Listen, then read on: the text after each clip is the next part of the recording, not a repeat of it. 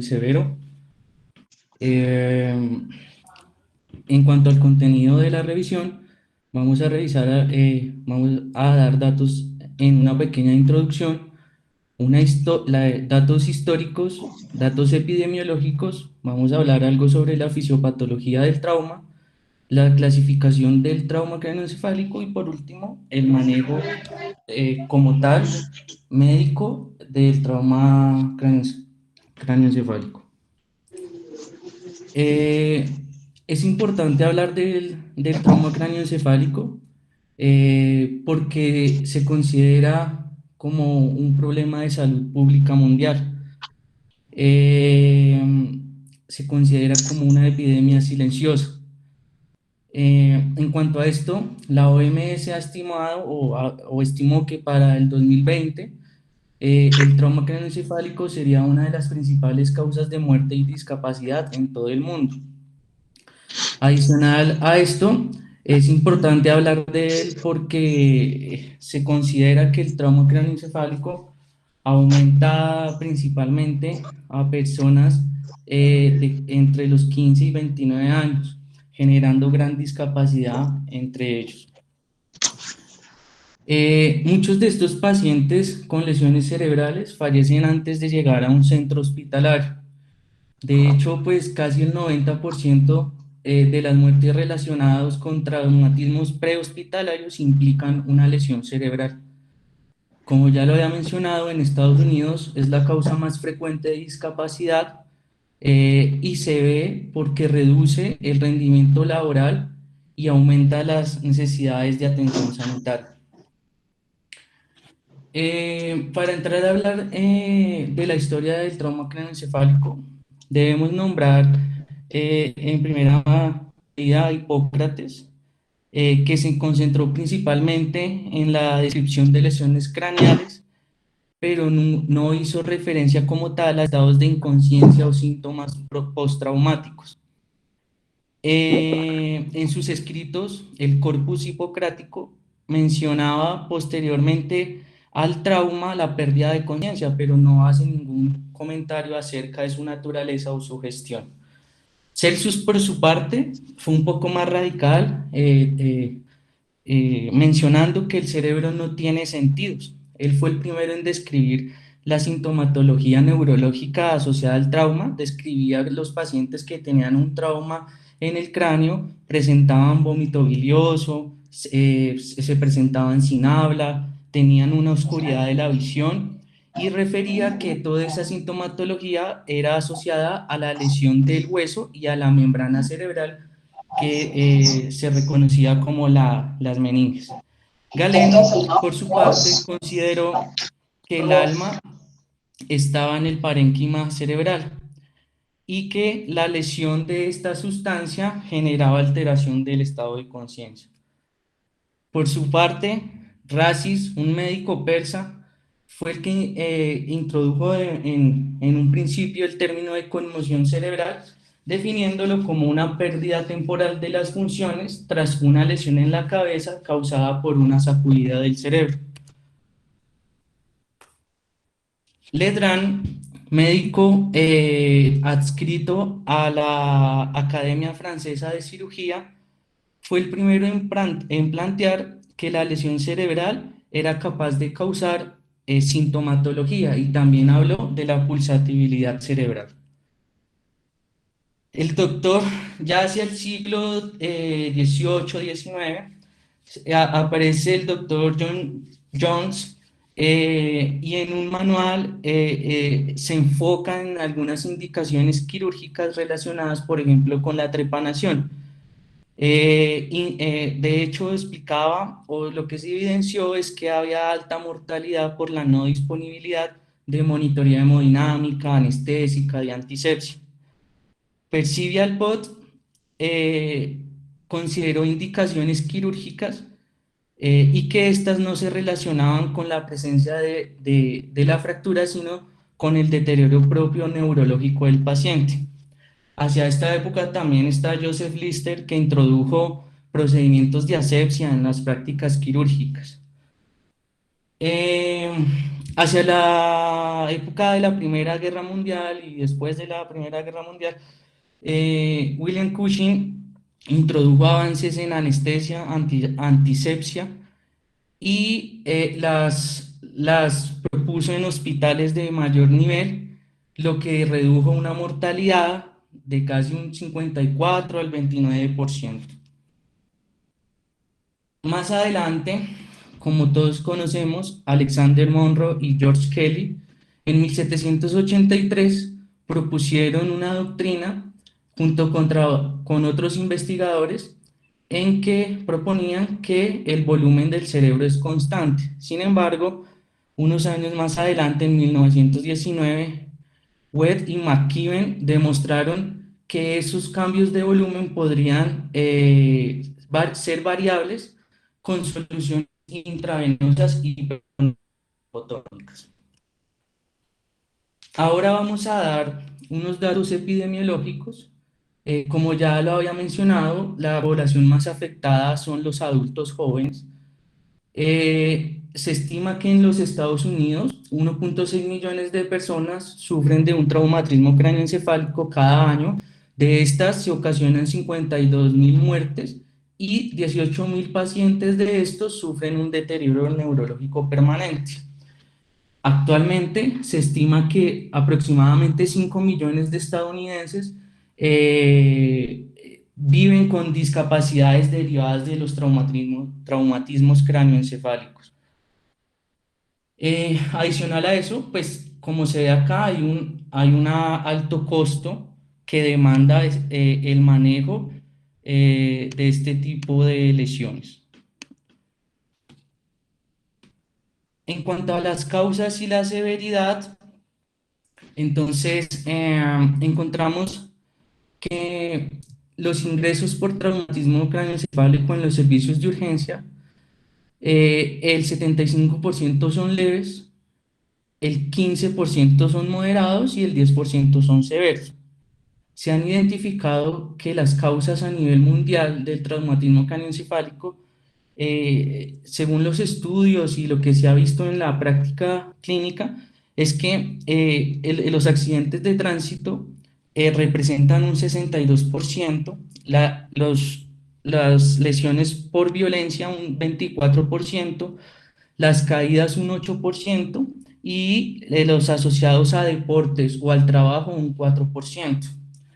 En estas tablitas les quiero explicar la relación de los mecanismos del trauma con los rangos de edad. Entonces encontramos que entre los 0 y 17 años el principal mecanismo son las caídas, entre los 15 y 44 los accidentes automovilísticos y más de 55 años las caídas.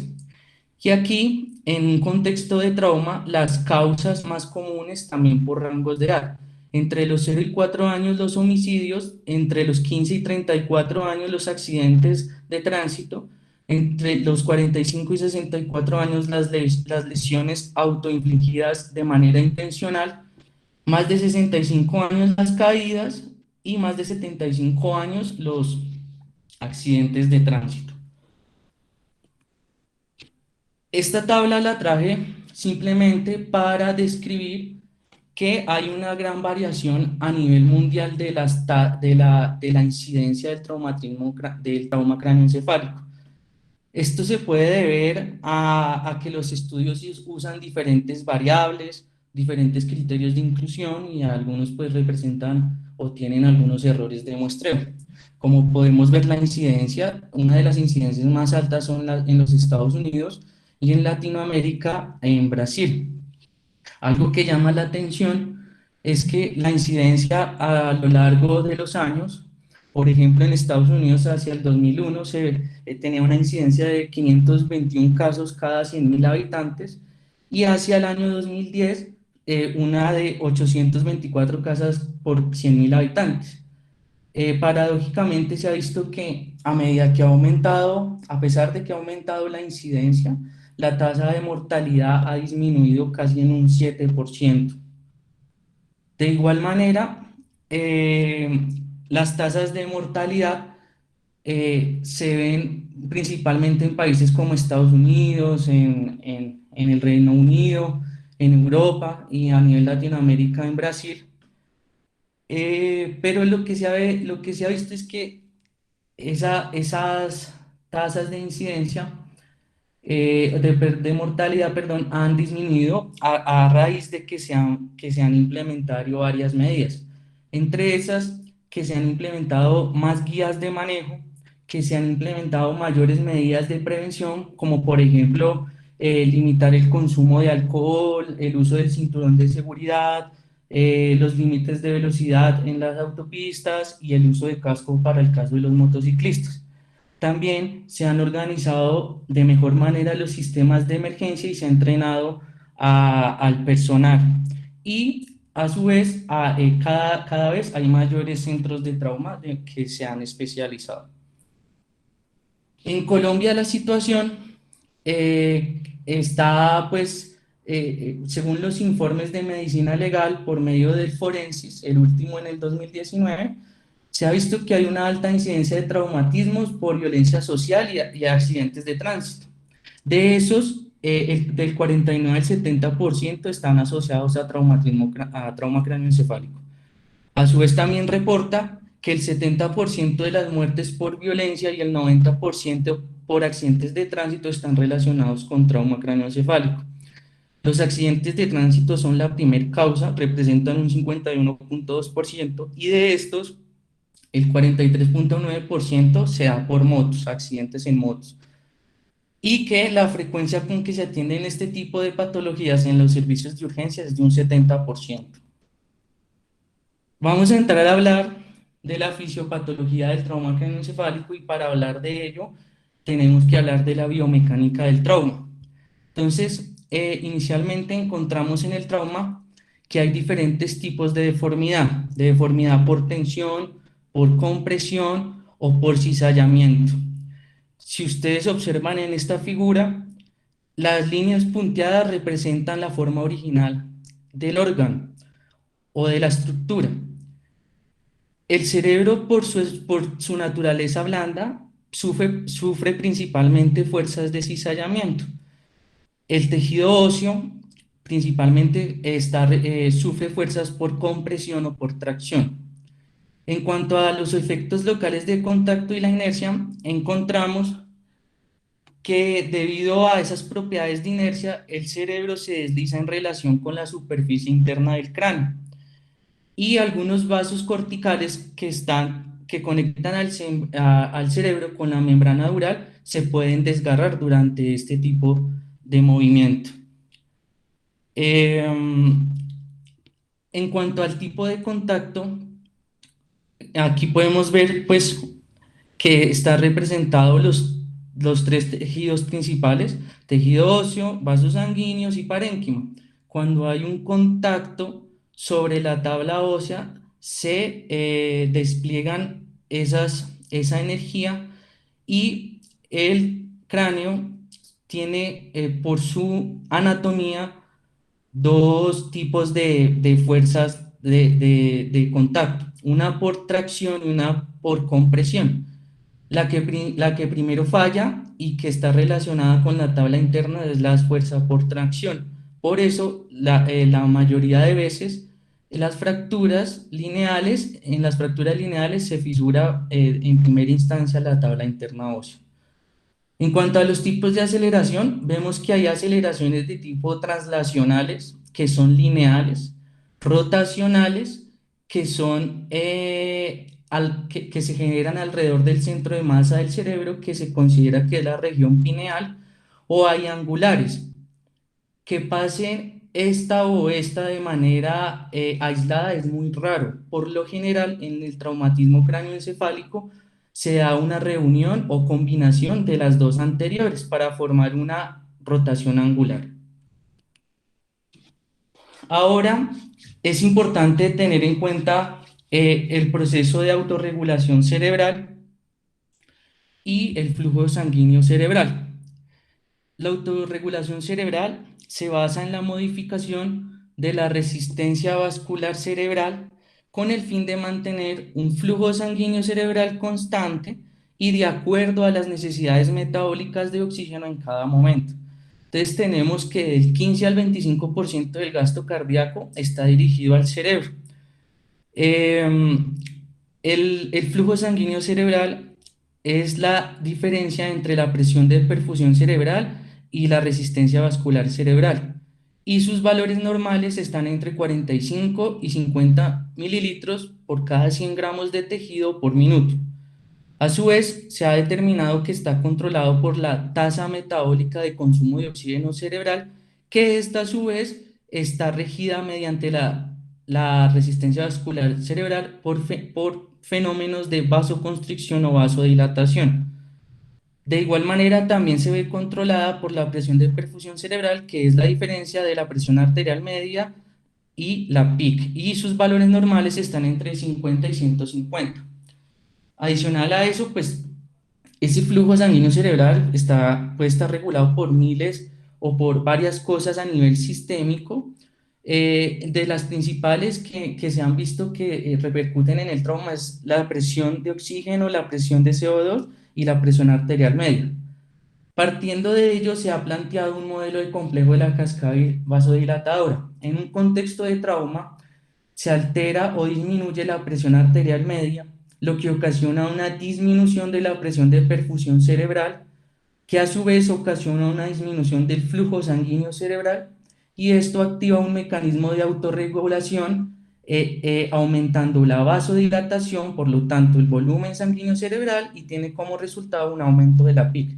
Si no se controla la presión arterial media, se puede continuar este círculo y ir aumentando la PIC. Caso contrario ocurre cuando aumenta la presión arterial media, predomina la vasoconstricción, disminuye la vasodilatación, disminuye el volumen sanguíneo cerebral y por lo tanto disminuye la PIC.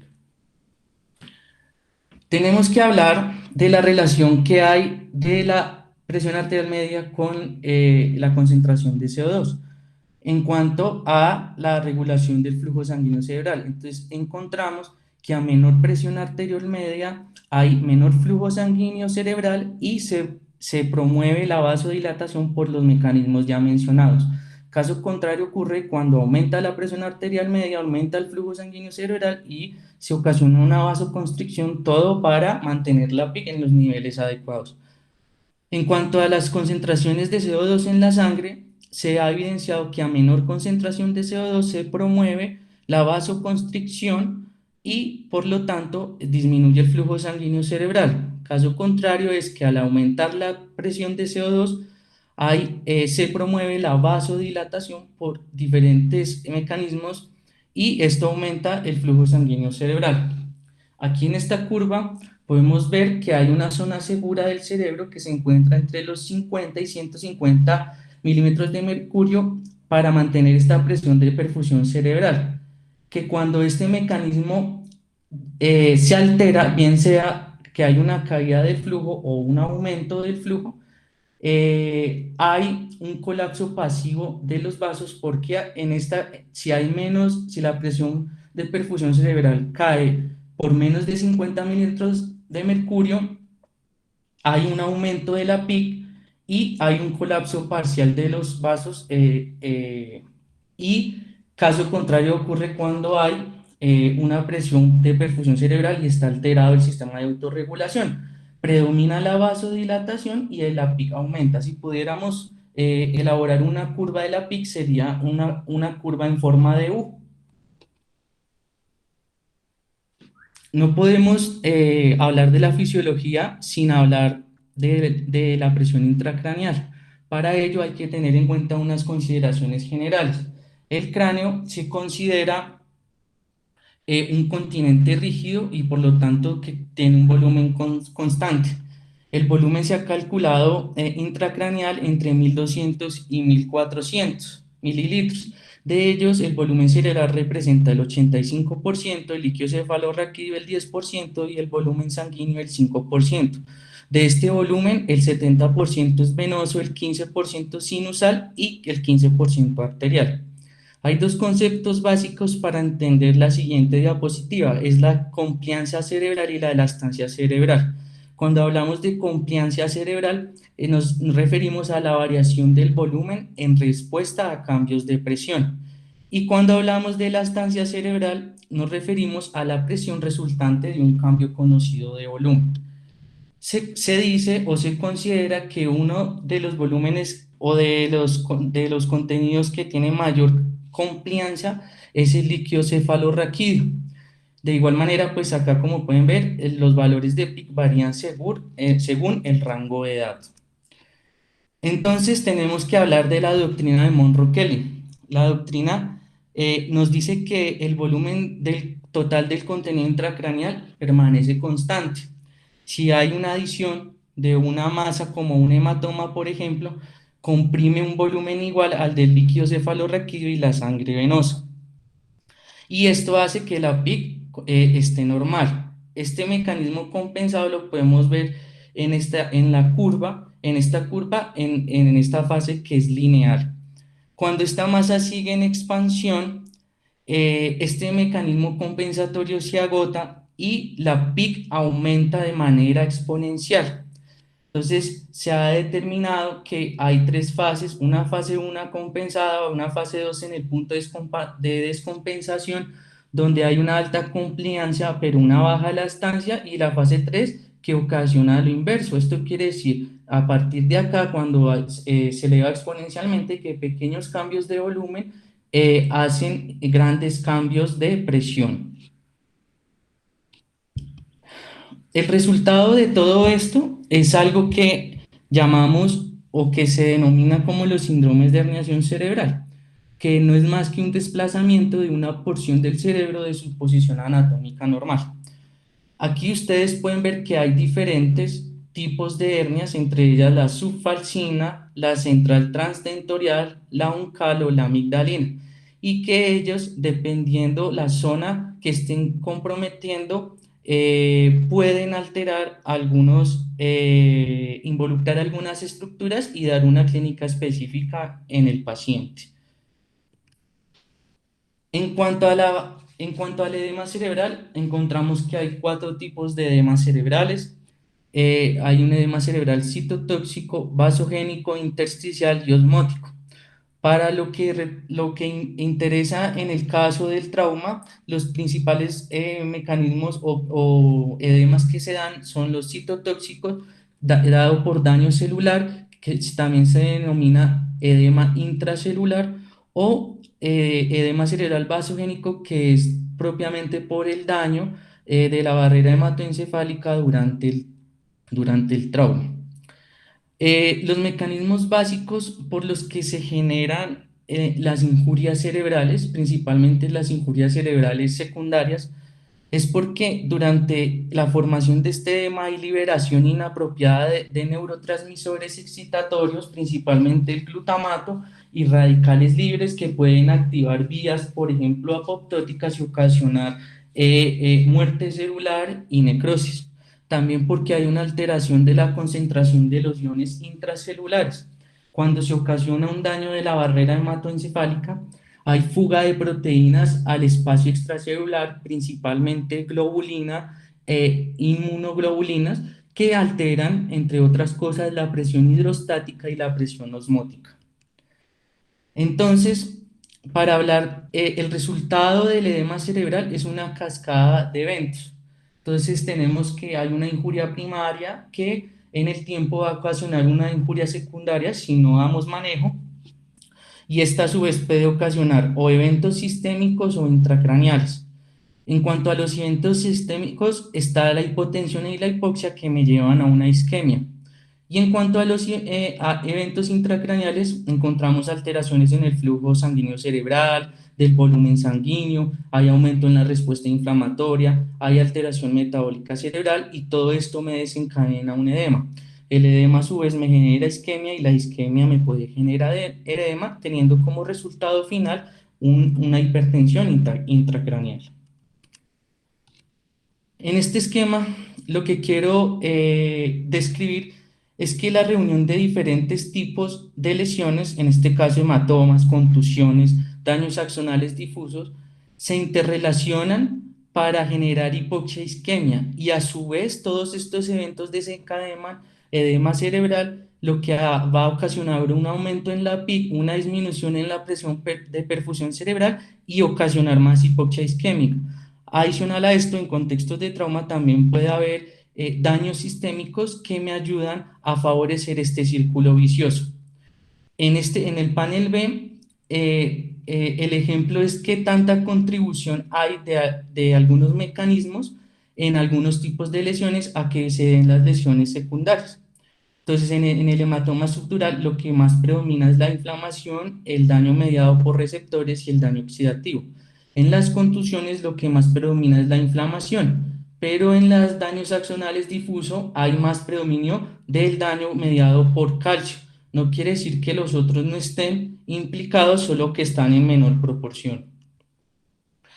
He hablado mucho de lesiones primarias, secundarias, pero ¿qué son?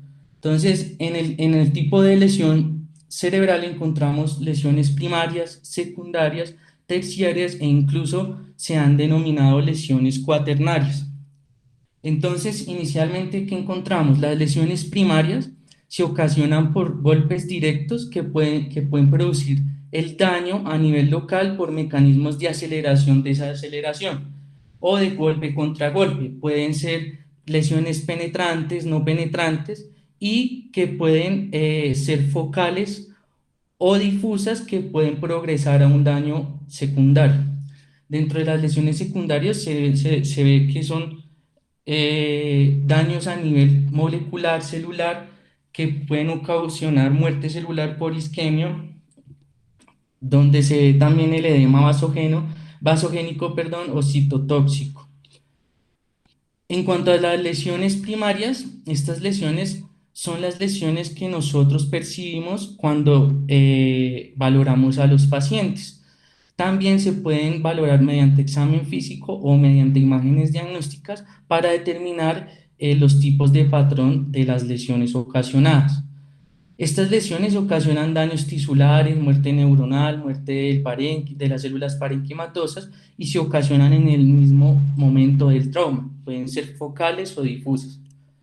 En cuanto a las lesiones secundarias, encontramos que son lesiones sistémicas o intracerebrales que aparecen con posterioridad al trauma. Nosotros como médicos, como neurocirujanos, poco podemos intervenir en las lesiones primarias. Nuestra labor está más enfocada a prevenir la formación de lesiones secundarias. Estas lesiones son causadas por condiciones intra y extracraneales que se dan por disminución de la oferta o aumento del consumo de oxígeno y que se generan desde el momento mismo del trauma o en el momento intrahospitalario si, por ejemplo, fenómenos de hipoxia persisten. Entonces, se ha estudiado el tiempo de evolución de estas lesiones y se conoce que el periodo más crítico de la lesión secundaria es hacia el día cuarto o quinto, que es donde hay mayor inflamación cerebral y luego esta tiende a recuperar de manera espontánea.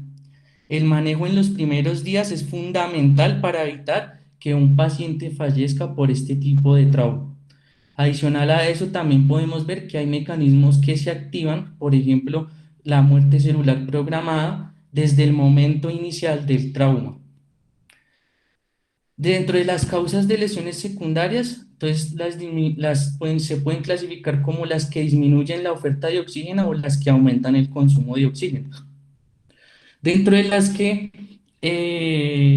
disminuyen la oferta de oxígeno encontramos causas intracraneales como edema cerebral, colecciones tipo hematomas, empidemas, la hidrocefalia o depresión respiratoria de origen central. En cuanto a las extracraneales, encontramos, por ejemplo, obstrucciones de la vía aérea, trauma torácico, neumotoras, hipotensión sistémica, anemia. Causas que aumentan el consumo de oxígeno, el dolor, la fiebre, las convulsiones, la agitación y el esfuerzo ventilatorio. En este momento existen herramientas importantes a nivel de urgencias que permiten identificar tempranamente patrones asociados a la elevación de la PIC. Entre estos se encuentra el ultrasonido del nervio óptico y lo que últimamente o recientemente se han propuesto diferentes estudios para establecer los valores normales en cuanto a la monitoría del nervio óptico por medio del ultrasonido e identificar los valores normales para el diámetro de la vaina del nervio óptico y así poder definir cuándo se aumenta el diámetro del nervio óptico, que es un signo indirecto de hipertensión intracraneal. En cuanto a las lesiones terciarias, no son más que una lesión que ocasionan falla energética asociado a desarreglos metabólicos ya mencionados, que ocasionan una alteración en la producción del ATP y por lo tanto en los mecanismos oxidativos. Y en cuanto a las lesiones cuaternarias, se ha visto activación de moléculas o vías de señalización, proteínas, proteasas, que ocasionan activación de vías a nivel intracelular que llevan a la neurona a tomar dos vías, o la vía apoptótica para ocasionar muerte celular o vías de supervivencia celular. Nuestro deber es identificar en dónde está el paciente y para eso se han hecho estudios que han evaluado diferentes biomarcadores en sangre en urgencias para determinar hacia qué lado se va el paciente. Eso sería lo ideal en los servicios de urgencia. En cuanto a la clasificación del trauma, entonces hay diferentes tipos de clasificaciones.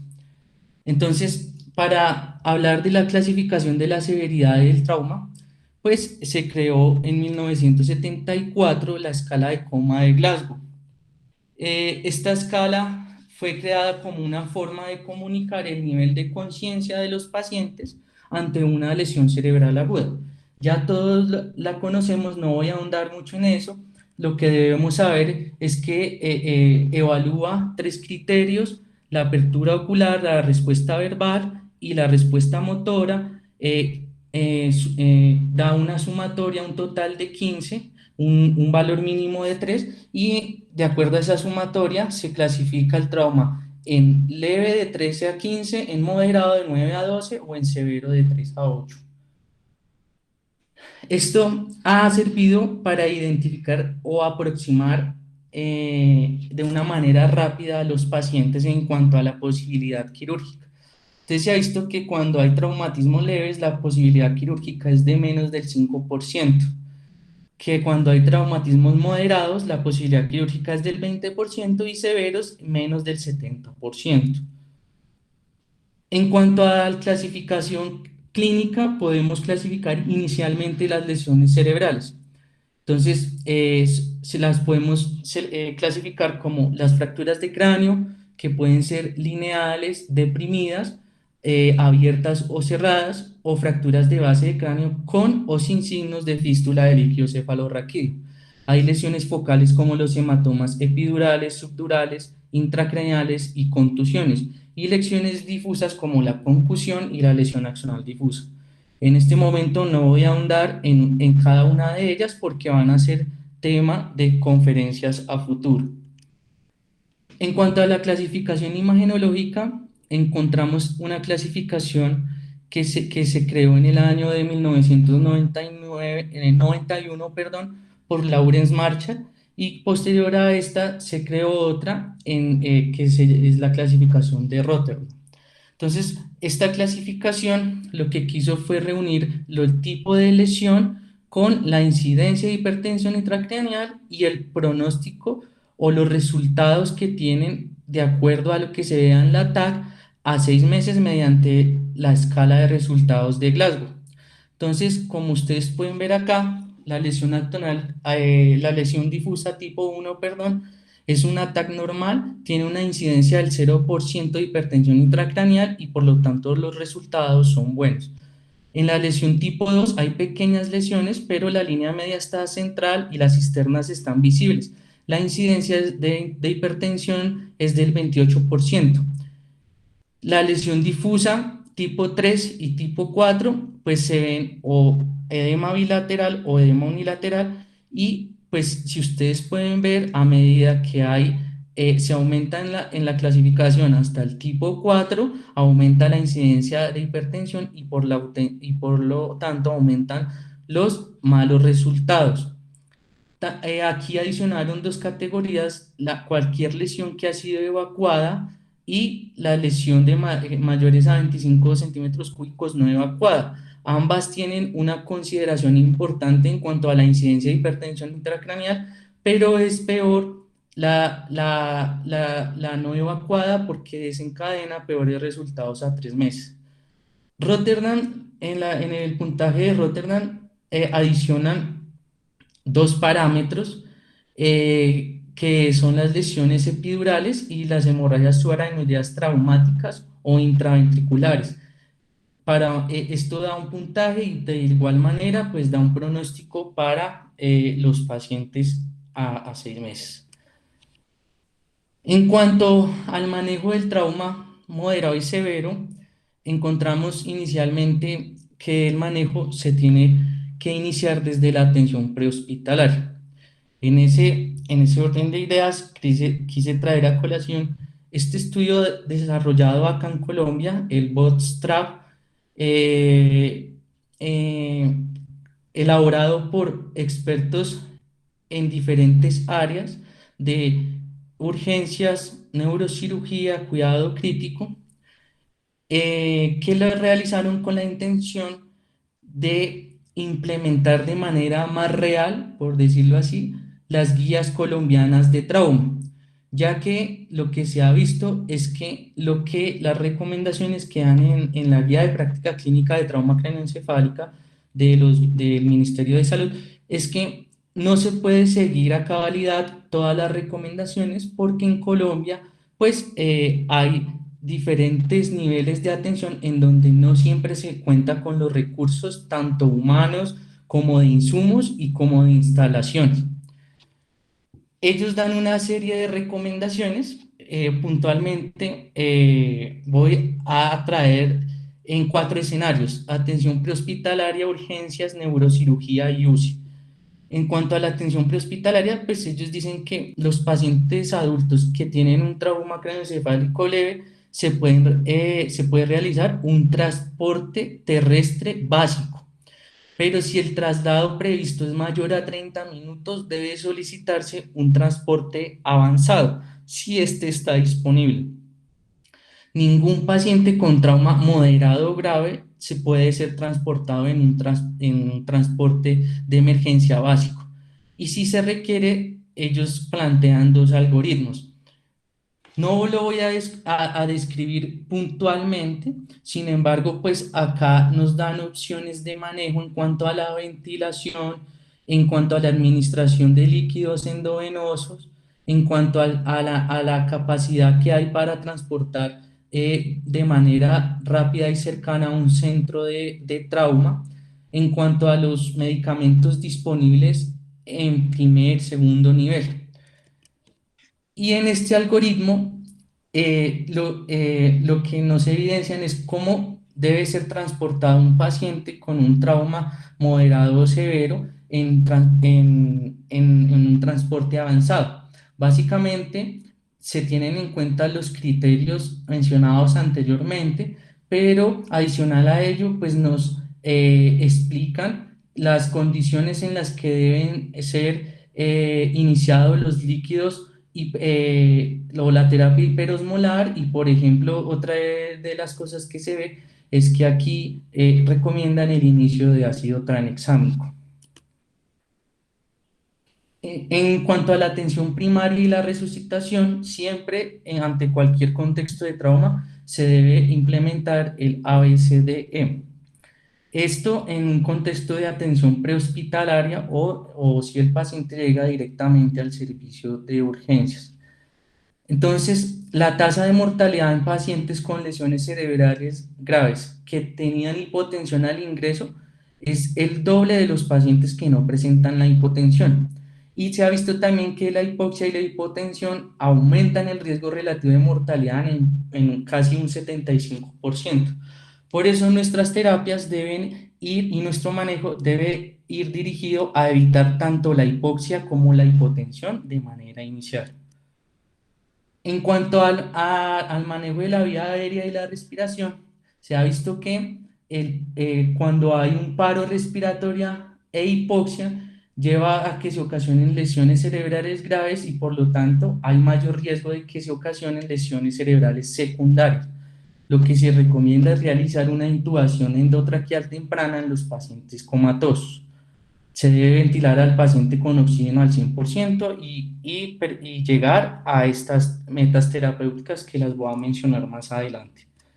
En cuanto a la circulación, la hipotensión no suele deberse a la propia lesión cerebral. Por lo general, si hay hipotensión, se da cuando hay lesiones cerebrales ya en fases terminales o porque hay lesiones cerebrales asociadas a trauma raquimedular.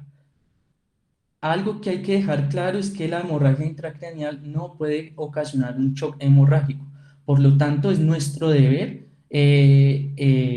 mirar, examinar y hacer un buen examen físico, una historia clínica para determinar las causas del shock hemorrágico, diferente en un contexto de paciente con trauma craneoencefálico. Si hay hipotensión, debemos proveer que se debe la eubolemia mediante la administración de productos sanguíneos o líquidos isotónicos según sea necesario. Todo esto para mantener las metas de la presión arterial sistólica con estos rangos determinados por la edad de los pacientes. Estas recomendaciones pues están dadas en el ATLS.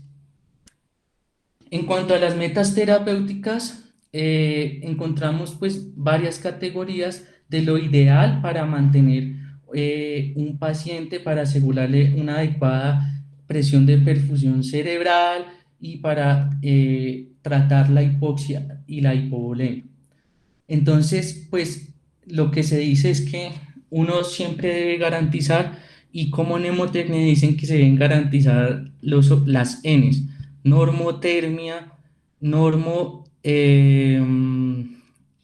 normotermia, normonatremia, normoglicemia, perdón, tensiones arteriales normales y normoxemia. En cuanto al déficit neurológico, después de que lo primero que se debe hacer siempre es una estabilización cardiopulmonar.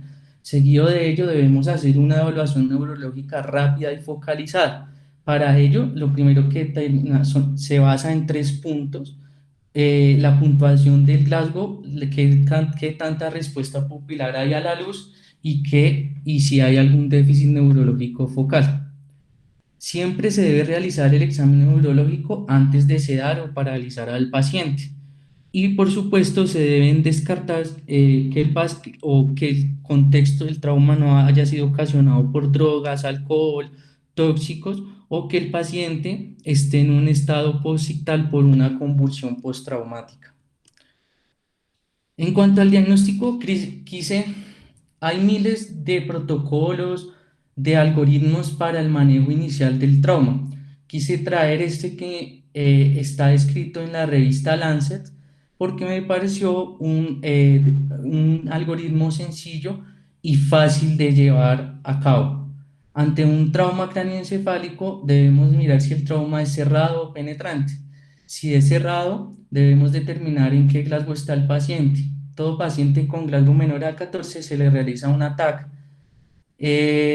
Entonces, se debe determinar si los hallazgos en el TAC son consistentes con el estado neurológico del paciente. Si no lo es, debemos hacer estudios adicionales como por ejemplo una resonancia. Si sí lo es, debemos realizar un tratamiento. Si el Glasgow es mayor a 15, hay que mirar los factores de riesgo. Si hay factores de riesgo, se realiza un ataque. Si no, se da salida con signos de alarma y recomendaciones. En cuanto al trauma penetrante, siempre se hace un ataque. Si ese TAC es anormal, se mira si hay hemorragias intracraneales masivas o las lesiones están, el objeto con el que se está ocasionando el trauma penetrante está cerca de los vasos mayores o está involucrado en la trayectoria pues, de algún vaso mayor, se debe considerar la realización de una angiotomografía. Si es normal y uno sospecha, por ejemplo, objetos de madera, se puede hacer una resonancia. Específicamente para el trauma moderado, se sabe que el 15 por ciento de los pacientes con trauma craneoencefálico moderado, perdón, con trauma craneoencefálico que llegan a urgencias tienen un trauma moderado. Estos pacientes son estos pacientes que son capaces de obedecer órdenes, pero que presentan una confusión y o somnolencia y pueden tener algún déficit neurológico focal. Son pacientes que uno los valora y no lo dejan a uno tranquilo. Aproximadamente del 10 al 20% de estos pacientes pueden tener un deterioro que los puede llevar al coma. Entonces, en el ATLS lo que recomiendan es realizar un examen inicial muy similar al del trauma craneoencefálico leve, donde se hace una historia clínica amplia, un examen neurológico rápido, se miran factores de riesgo y demás, pero lo que se le suma es química sanguínea para determinar, por ejemplo, problemas de coagulación o otras cosas que puedan aportar a la etiología de lo que se encuentre, por ejemplo, en el TAC. Se debe realizar un TAC siempre, en todos los casos, y admitir o transferir a un centro donde haya neurocirugía. Después de que pues de que el paciente está admitido en urgencias en observación, hay que hacer chequeos neurológicos permanentes y seguimientos con TAC si se deteriora el paciente o si el médico tratante prefiere hacer un TAC antes de darle egreso. En este contexto, los pacientes pueden tomar dos caminos. O se mejoran en el 90% de los pacientes, entonces puedo dar un alta con un seguimiento clínico ambulatorio, o se deterioran en el 10% de los pacientes. Entonces aquí el paciente ya es incapaz de seguir y obedecer órdenes, entonces hay que repetir el TAC, perdón, y hay que manejar como con protocolo de trauma severo. En cuanto al trauma severo, el 10% de los pacientes con trauma craneoencefálico que están en urgencias tienen un trauma severo. Ellos son incapaces de seguir órdenes sencillas, incluso después de que ha habido una estabilización cardiopulmonar. Estos pacientes tienen mayor riesgo de morbilidad y mortalidad. En estos pacientes hay que hacer una evaluación y un manejo muy juiciosos, hay que hacer todo el ABCD, hay que hacer la resucitación primaria, estabilización cardiopulmonar, hay que hacer, cuando ya esté estabilizado, hay que hacer una historia clínica por el método AMPLE. Si se tiene que admitir, y si no, pues tiene que asegurarse el traslado a un centro donde haya neurocirugía.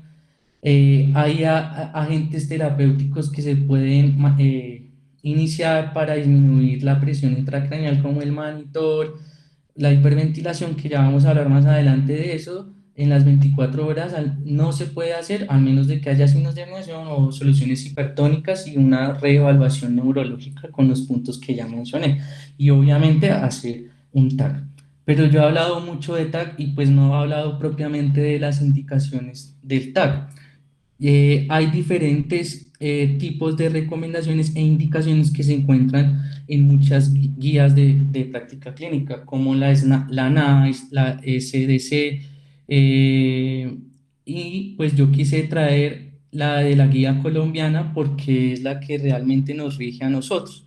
Entonces, en esta guía se dice que se recomienda que todo paciente adulto con trauma craneoencefálico que presente uno o más de los siguientes criterios debe ser llevado a TAC: que tenga una fractura de cráneo, bien sea lineal, deprimida, abierta, cerrada, o con signos de fractura de base de cráneo, como la equimosis periorbitaria, retroauricular o toliquia o rinoliquia, que haya tenido una convulsión postraumática, que tenga un déficit neurológico focal, que tenga vómito persistente definido como mayor o igual a 2 episodios, que tenga una caída del puntaje de Glasgow de por lo menos un punto, que tenga una craniotomía previa, que el mecanismo de trauma producido haya sido por atropellamiento en condición de peatón, que tenga historia de coagulopatía o que esté anticoagulado farmacológicamente, que sea un paciente con sospecha de intoxicación, pacientes con caída de altura mayor a 1,5 metros, que haya presentado una amnesia retrógrada mayor a 30 minutos y o anterogrado, que sea un paciente mayor a 60 años, que presente cefalea severa y visión borrosa o diplopía. De igual manera, pues hay diferentes estudios que han determinado unas indicaciones para la realización de angiotomografía que están determinadas. Yo las reuní acá. Entonces encontramos que son los pacientes a los que se les debe realizar angiotomografía de cráneo que hayan presentado un deterioro neurológico súbito, varios días postraumático, que tengan heridas penetrantes a través de trayectos vasculares, que tengan historia de epistaxis profusa y amaurosis postraumática, fracturas de las paredes del seno frontal y o hemorragia en el mismo, que presenten síndrome de Horner postraumático, que hayan lesiones en la TAC que sugieran lesión vascular como hipodensidades en la distribución vascular, hematomas subdurales agudos en la fisura interhemisférica para descartar lesiones del seno venoso longitudinal, hemorragias subaracnoideas severas o hemorragias subaracnoideas y hematomas intracerebrales que se presenten de manera tardía. En cuanto a la terapia médica, yo me quise enfocar en las recomendaciones de la Brain Trauma Foundation, de la TLS y de las guías de práctica clínica. De igual manera, existen varias guías que dan diferentes lineamientos, pero pues se considera que la Brain Trauma Foundation es como el pilar para el tratamiento de este tipo de pacientes. Entonces, eh, ellos dan una clase de recomendaciones basándose en la evidencia médica pues, que han encontrado y inicialmente se refieren en cuanto a la hipotermia profiláctica, no se recomienda de manera temprana y a corto plazo para mejorar los resultados en pacientes con lesiones difusas. En cuanto a la terapia hiperosmolar, digamos que la evidencia es insuficiente para determinar una recomendación específica. Lo que ellos plantean es que el manitol es eficaz para el control de la PIC en estas dosis, pero que es importante evitarlo cuando un paciente esté presentando hipotensión arterial, porque el manitol hace que se dé un mayor, tenga como resultado una mayor baja de la tensión arterial. Entonces, digamos que eh, esto ha sido como un objeto de debate en cuanto a que diferentes estudios han tratado de determinar qué es lo más favorable de usar, si el manitol o las soluciones hipertónicas. Digamos que aquí pues hay algunas propiedades de ellos como el tipo de osmolaridad que crean, el tiempo de acción, el tiempo de duración de su acción. Por ejemplo, la solución hipertónica se usa sobre todo en situaciones de presión de perfusión cerebral bajas, precisamente por lo que les nombraba, que el manitol tiende a hacer una baja de la tensión cerebral y no está recomendado cuando el paciente esté hipotenso. De igual manera, se ha visto que complicaciones relacionadas al uso de estos medicamentos como falla renal, desmielinización pontina, edema cerebral de rebote y alteración ácido-base. Y es precisamente esto lo que los estudios no han entrado a relacionar el efecto que tienen esto como terapia con las complicaciones que presentan el uso de estos medicamentos. Encontré en la literatura en el año 2018 este metaanálisis de ensayos clínicos aleatorizados en donde comparaba la solución salina hipertónica con el monitor para el control de la presión intracraneal. Se tuvieron en cuenta 12 ensayos clínicos aleatorizados para un total de 438 pacientes. ¿Qué se encontró? Que no hay diferencias en cuanto a la mejora o el resultado de la función neurológica del paciente, que ambas ocasionan una reducción de la presión intracraneal y de la mortalidad. Y de acuerdo al RR combinado, se encontró que la solución hipertónica fue más eficaz que el manitol en el manejo de la PIC refractaria, pero que también se evidenció que cuando se manejan los pacientes con soluciones hipertónicas, hay aumento del sodio sérico y de la osmolaridad, lo que hace que tengamos que tener una vigilancia más estricta de estos parámetros. Sin embargo, ellos concluyen que no hay una recomendación a favor de uno o el otro. Sin embargo, pues que lo más importante es que la solución hipertónica fue más eficaz para el manejo de PIC refractario. En cuanto al drenaje de líquido cefalorraquídeo, una recomendación clase 3 se dice que un sistema de derivación externa puesto en cero a nivel del mesencéfalo con drenaje continuo reduce de manera más eficaz la PIC que de manera intermitente y que se debe considerar el uso de una derivación para reducir la PIC en pacientes con un Glasgow inicial menor a 6 durante las primeras 12 horas después de la lesión. En cuanto a la terapia de ventilación, no se recomienda la hiperventilación profiláctica prolongada con presión arterial de CO2 menor a 25 o igual a 25. Solo se recomienda si es temporal y si no se realiza en las primeras 24 horas. En cuanto a los anestésicos, analgésicos y sedativos, recomendación clase 2B, se recomienda la administración de barbitúricos en dosis altas para controlar la PIC elevada que es refractaria al tratamiento médico y quirúrgico estándar máximo. No se recomienda para mejorar la mortalidad o los resultados a 6 meses. En cuanto a los esteroides, es la única recomendación clase 1. No se recomienda para mejorar el resultado o reducir la PIC en pacientes con trauma craneoencefálico grave, ya que la metilprednisolona se asoció a un aumento de mortalidad y está contraindicada. Digamos que los de los estudios que se emplearon para definir esto está el CRASH. En cuanto a la nutrición, se debe alimentar los pacientes para alcanzar una reposición calórica basal al menos al día 5 y como máximo al día 7. Y esto se ve en una disminución de la mortalidad y que se recomienda la alimentación por gastrostomía para reducir la incidencia de neumonía asociada al ventilador. En cuanto a la profilaxis para infecciones, se recomienda una traqueotomía temprana para reducir los días de ventilación mecánica. No se recomienda el uso de yodopovidona oral para reducir la neumonía asociada al ventilador, ya que puede causar mayor riesgo de síndrome de dificultad respiratoria aguda. Y los catéteres impregnados de antibióticos pueden considerarse para prevenir las infecciones relacionadas con el catéter durante la derivación ventricular externa. En cuanto a la profilaxis para la TBP, entonces recomiendan la administración de heparina de bajo peso molecular o heparina no fraccionada de dosis baja en combinación con profilaxis mecánica, pero dicen que a pesar de esto puede existir un riesgo de expansión de hemorragias intracraneales en contexto de trauma craneoencefálico.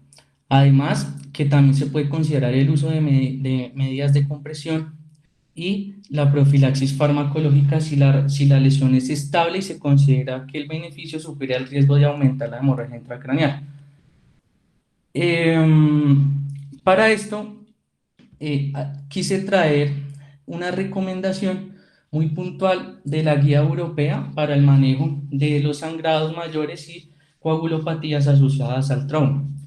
En ella, lo que recomiendan o el punto clave es que para los pacientes que tienen trauma craneoencefálico, se sugiere que la profilaxis para el TEP se inicie con heparina de bajo peso molecular o con dosis bajas de heparina no fraccionada en pacientes con lesión renal, solo después de que un TAC craneal confirme que la hipertensión intracraneal es estable y haya ausencia de hemorragia persistente.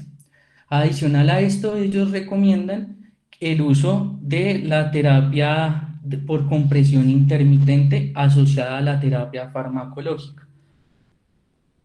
En cuanto a la profilaxis convulsiva, digamos que esto también ha sido punto de debate.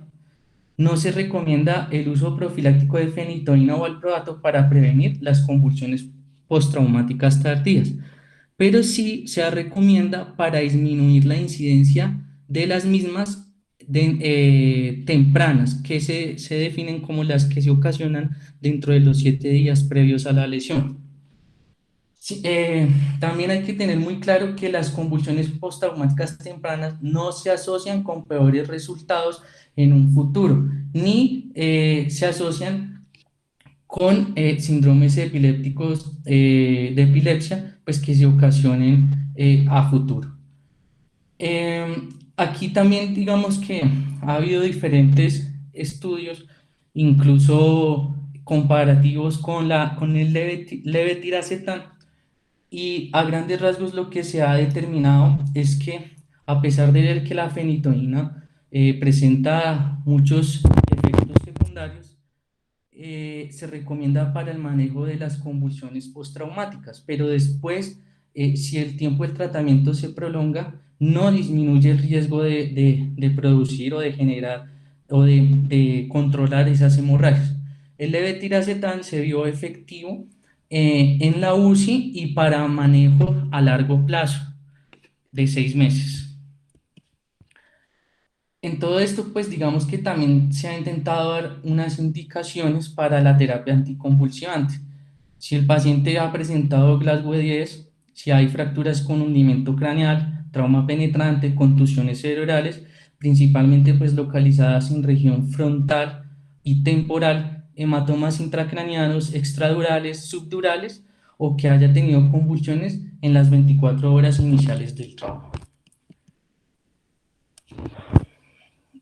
Por último, entonces, en cuanto al manejo o al uso del ácido tranexámico en los pacientes con trauma craneoencefálico agudo, se realizó el estudio CRASH-3, el cual se reunieron 12.737 pacientes de manera aleatoria, recibieron ácido tranexámico versus un placebo, de los cuales 9.202 fueron tratados dentro de las primeras 3 horas. ¿Qué se encontró? Que el riesgo de mortalidad era menor en los grupos tratados versus los grupos no tratados. Este riesgo de mortalidad se redujo en pacientes con trauma craneoencefálico leve a moderado, pero no en pacientes con trauma craneoencefálico severo. De igual manera que el tratamiento precoz fue más eficaz que el tratamiento tardío en los pacientes con trauma leve o moderado, pero no se encontró ningún efecto en el trauma craneoencefálico leve. Una de las variables que ellos utilizaron en los criterios de inclusión es que fueran pacientes con trauma con Glasgow menor a 12 y con no más de 3 horas post-trauma. Entonces, aquí se ve la relación en el trauma moderado y severo, que el tiempo de tratamiento se hace efectivo o hay menos riesgo, la tasa de riesgo al momento de inicio y que va incrementando con el tiempo, mientras que no se vio ningún efecto en el trauma craneoencefálico severo. De igual manera, se vio que habían diferencias estadísticamente significativas en pacientes que se trataban con trauma leve a moderado y que tenían reactividad pupilar.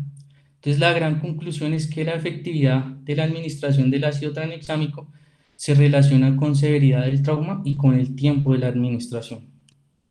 Por último, como ustedes pues en alguna ocasión me han oído hablar de los coleópteros, quise traer un dato ajeno a la neurocirugía.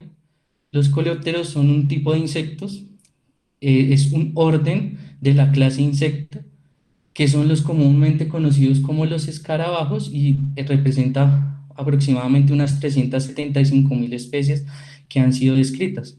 Entre ellos se encuentran los cucarones comunes, las mariquitas, las luciérnagas y, por ejemplo, este representante que es muy esbelto.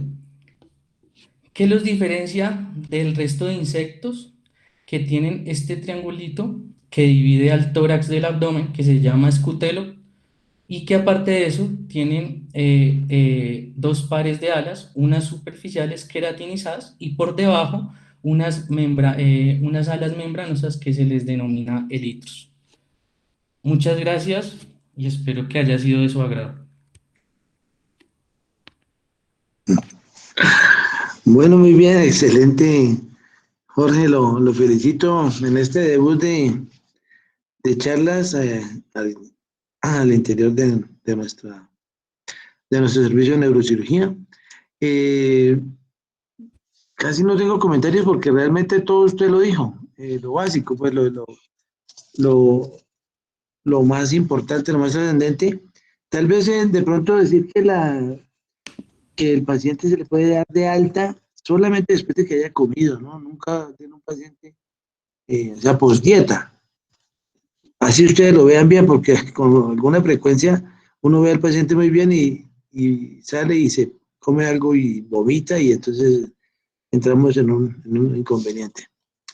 Lo otro a mencionar que el Glasgow hay que hacerlo por reanimación. Entonces, a veces el paciente nos llega en hipoxia o hipotensión y nos da una imagen, un resultado falso de Glasgow que se mejora después de que el paciente lo reanimemos. A veces una reanimación puede demorar 15, 20 minutos, hasta 30 minutos, dependiendo del contexto. Y lo último es del ácido tranexámico, pues que digamos todavía genera controversias en cuanto a su uso. Usted mismo mencionó del uso de la heparina fraccionada o las heparinas de bajo peso molecular como manejo del trauma craneoencefálico en una parte para disminuir el riesgo de tromboembolismo pulmonar o trombosis venosa profunda, pero también para disminuir la progresión de las contusiones cerebrales. Entonces, entramos como en ese temor de aumentar un sangrado o disminuirlo o favorecer las trombosis. Entonces, habría que analizar hasta qué punto la persona tiene sus riesgos de empeorar. Tal vez en las personas mayores de edad son los que tienen más riesgo de trombosis venosas por la estancia prolongada en los servicios de urgencias o de cuidado intensivo. Bueno, muy bien, dejo abierta la discusión a todos los colegas que quieran opinar.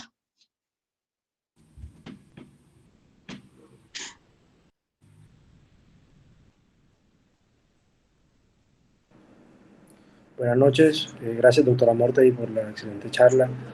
Hola, profe Arias, ¿cómo está? Bien, Eh, Julia.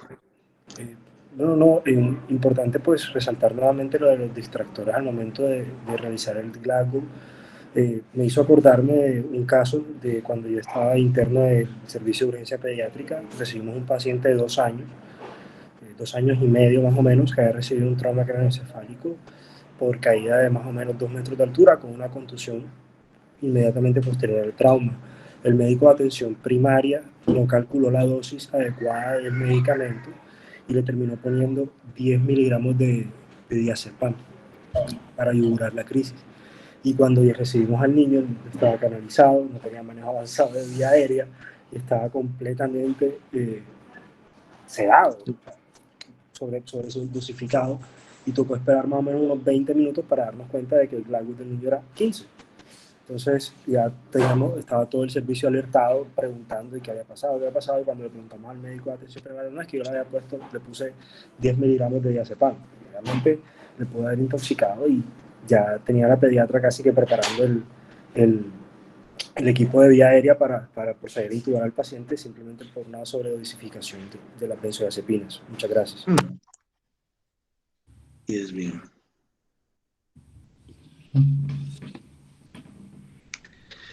Doctor Jaime, buenas noches. Profesor Zorro, buenas noches, siga. No, pues quería felicitar a Jorge porque muy buen debut, muy buena charla, prácticamente que es una charla muy completa de trauma craneoencefálico. Yo les quiero contar un poquito de la historia y de lo que he visto, que realmente yo creo que hemos avanzado mucho desde el punto de vista de trauma craneoencefálico, lo que se veía hace unos años. Lo que me tocó en lo personal, que muchos pacientes que referían de fuera de Bogotá eran pacientes intubados generalmente por el médico general, intubados por el interno, por el rural.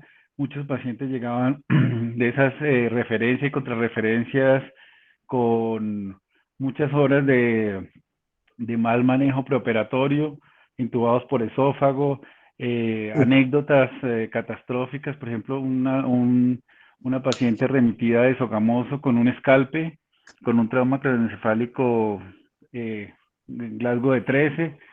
Recuerdo que la paciente llegó y falleció porque la mandaron en la ambulancia fueron 4 o 5 horas de viaje. Simplemente el sangrado del escalpe, la paciente llegó choqueada, hipotensa, nada que hacerle.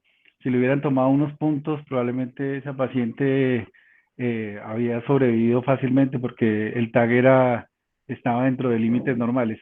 Y así muchas cosas que mejoramos en neuroimágenes, mejoramos en la oportunidad de tener, por lo menos en los hospitales estatales, la disponibilidad de neurocirujano 24 horas.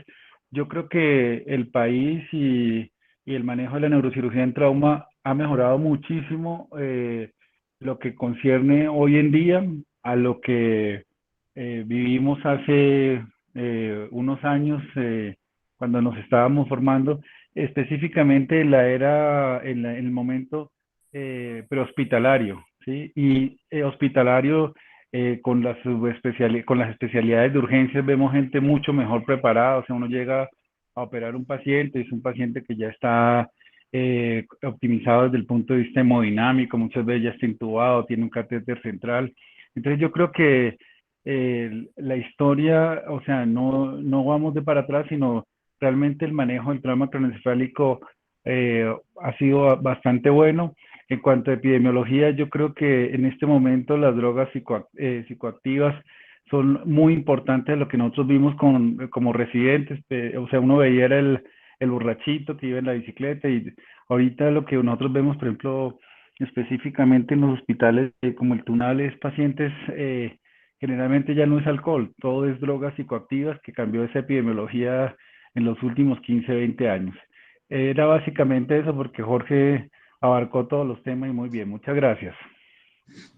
Muchas gracias, doctor Zorro.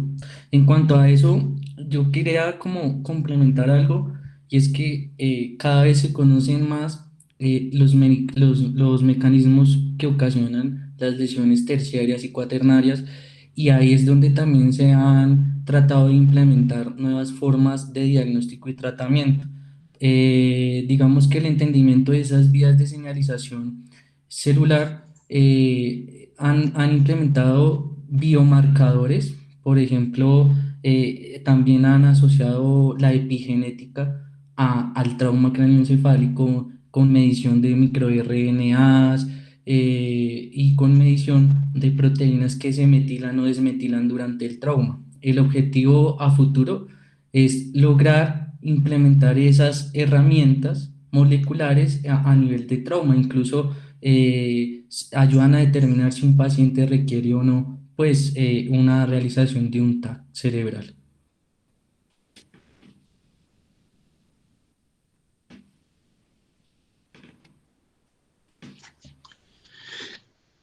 Bueno, como todos sabemos, es un tema muy extenso que cada uno de esos parámetros que usted mencionó, pues merece una charla completa. Sí, señor. Más adelante habrán más charlas sobre contusiones y los hematomas intracraneales y el manejo quirúrgico en específico de cada uno de ellos. Yo creo que entonces damos por terminada la reunión. Muchas gracias. El jueves próximo tenemos reunión nuevamente 7:30. Cordialmente invitados. Muchas gracias a todos. Que pasen buena noche. Gracias.